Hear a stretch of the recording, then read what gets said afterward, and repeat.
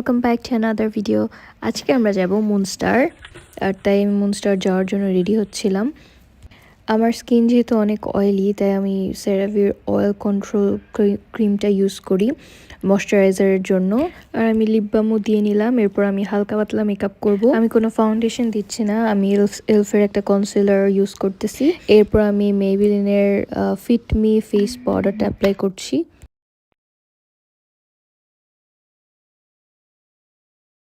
তারপর আমি ট্রেন্ডিটা, এটা জার্মানি একটা কোম্পানি মনে হয়, এটা আমি ডিএম থেকে কিনেছিলাম। ব্লাশ খুব বেশি একটা পিগমেন্টেড না, অত বেশি একটা ভালো না এটা। এরপর আমি এসেন্সের কাজল দিচ্ছি, সরি আইলাইনার দিচ্ছি। আইলাইনারটা আমি ক্যামেরার সামনে একদমই দিতে পারতেছিলাম না, তো আমি ক্যামেরা অফ করে আমি আইলাইনারটা দিলাম।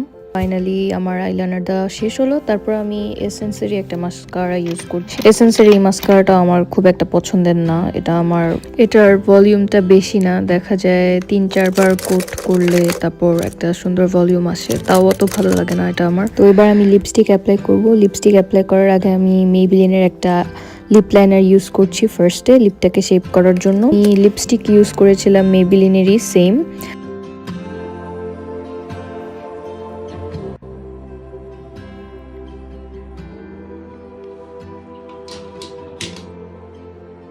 ওই দিন আমার একদম ব্যাড হেয়ার ডে ছিল, তাই আমার চুলের জন্য আমার লুকটা ভাল লাগতেছিল না আমার নিজের কাছে। মেকআপ করা আমার ডান, তো আমি এখন ইয়াররিংস অ্যান্ড অ্যাক্সেসরিজ গুলো পরতেছিলাম। ও এর মধ্যে আমি ড্রেসটাও পরে ফেলেছিলাম। আমার এই ড্রেসটার ভিতরে কিন্তু আমি একটা পুল ওভার পরেছি আর উপরে কাটা টপ, যেটা আমি বাংলাদেশ থেকে কিনেছি। তারপর আমার লিপস্টিকটা ভাল লাগছিল না, তাই আমি লিপস্টিক চেঞ্জ করলাম, ব্রাউন কালার একটা লিপস্টিক পরলাম, আর যেটা এসেন্সের ছিল।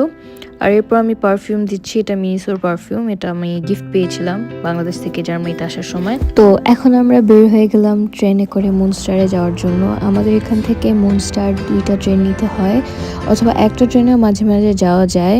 প্রথমে হামে যেতে হয়, হাম থেকে তারপর ট্রেন চেঞ্জ করে যেতে হয়, অথবা মাঝে মাঝে সরাসরি মুনস্টারের ট্রেন থাকে।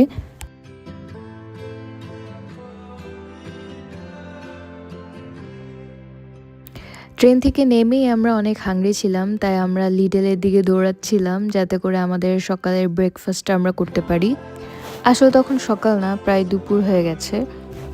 মুনস্টার সিটিতে আমার কাছে অনেক বেশি সুন্দর লেগেছে। আমি জার্মানিতে আসার পর যত কয়টা সিটি ঘুরেছি তার মধ্যে মুনস্টার অনেক নিট আর ক্লিন একটা সিটি, বাংলায় বললে একদম পরিপাটি একটা সিটি। তো আমরা লিডেল থেকে ক্রসান্ট, রোল আর ডোনাটস নিয়ে নিচ্ছিলাম।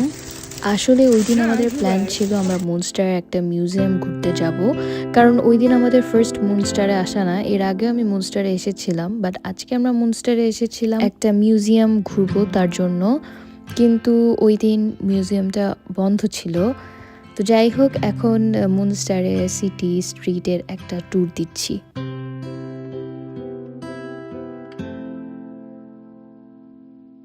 পুরো হোল জার্মানিতে বা ইউরোপেও বলা চলে বেশিরভাগ মানুষই বেশি সাইকেল চালায়, তবে মুনস্টারে আমার কাছে মনে হয়